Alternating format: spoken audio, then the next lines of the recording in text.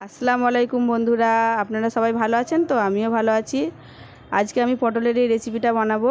দেখুন কতগুলো পটল নিয়েছি। পটলটা ঠিক এইভাবে ছিলে নিতে হবে,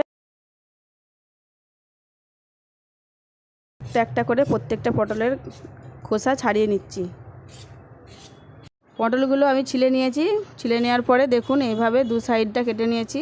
কেটে নেওয়ার পরে একটা গ্রেটার নিয়েছি। গ্রেটারের উপরে এইভাবে পটলগুলোকে সব গ্রেট করে নিচ্ছি।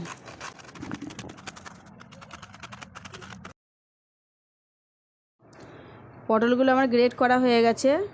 পটলের যে দানাগুলো আছে, দানাগুলো আমি এবারে সব একটা একটা করে তুলে ফেলে দেবো। দানাগুলো রাখা যাবে না, দানাগুলো সব তুলে ফেলে দিচ্ছি। আর লাগছে মুসুর ডাল, কাঁচা লঙ্কা আর একটু অল্প পরিমাণে আদা। এইগুলো আমি বেটে নিচ্ছি। বাটা হয়ে গেছে, আমি এবার এই মিশ্রণটা ঢেলে দেবো।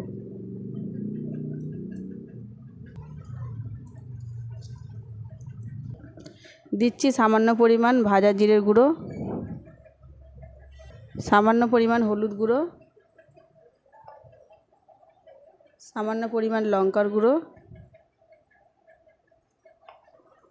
সামান্য পরিমাণ ধনের গুঁড়ো আর অল্প একটু বেসন। এটা এবার মিক্স করে নিতে হবে।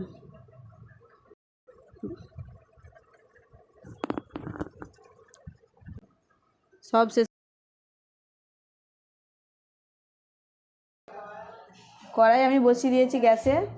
কড়াইটা গরম হয়ে গেছে। এবার আমি সামান্য সাদা তেল দিয়ে দিচ্ছি। এইভাবে গোল গোল করে শেপ করে নিতে হবে। শেপ করে ভেজে নিতে হবে।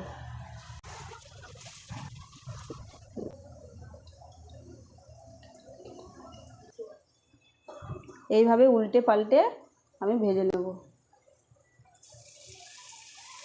খুব আলতো হাতে করতে হবে, নাহলে কিন্তু বড়াগুলো ভেঙে যাবে। বড়াগুলো সব ভাজা হয়ে গেছে, সব ভেজে তুলে নিয়েছি দেখুন। এবার ওই তেলেই কিছু ফোড়ন দিয়ে দিলাম, জিরে, তেজপাতা আর গরম মশলা।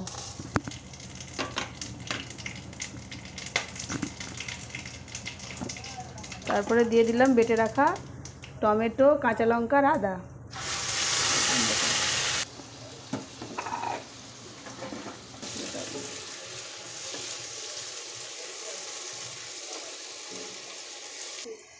সামান্য পরিমাণ জল দিলাম,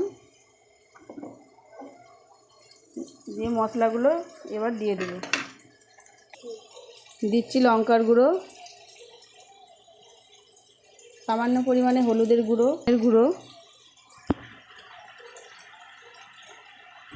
জিরের গুঁড়ো,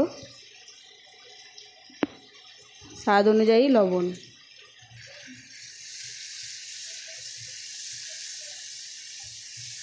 মশলাটাকে আমি খুব ভালো করে কষিয়ে নেব, যতক্ষণ না টমেটোর আর আদার কাঁচা গন্ধটা না যায়। এইভাবে একবার বাড়িতে বানিয়ে দেখবেন, খুব ভালো লাগবে। যারা পটল খায় না তারাও পটল খাবে, বুঝতেই পারবে না যে পটল আছে বলে। আজকালকার বাচ্চারা তো সবজি খেতেই চায় না, তাদের এইভাবে রান্না করে খাওয়াবেন। আমার বাড়ির বাচ্চারাও তো মোটেও সবজি খায় না, আমি ওদেরকে এইভাবে রান্না করে খাওয়াই, বুঝতেই পারে না যে পটল আছে বলে। এবার জল দিয়ে দিচ্ছি। জল বেশি দেব না, কারণ এখানে বেশি সময় তো লাগবে না, 10 মিনিটের মতো সময় লাগবে। বড়াগুলো আমি এবার এক এক করে দিয়ে দিচ্ছি।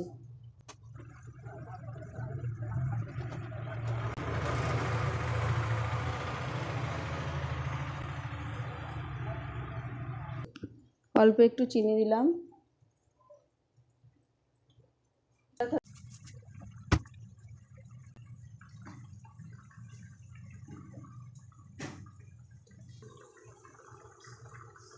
সামান্য একটু গরম মশলা দিয়ে আর ঘি দিয়ে নামিয়ে নেব। অল্প পরিমাণে একটু ঘি দিলাম।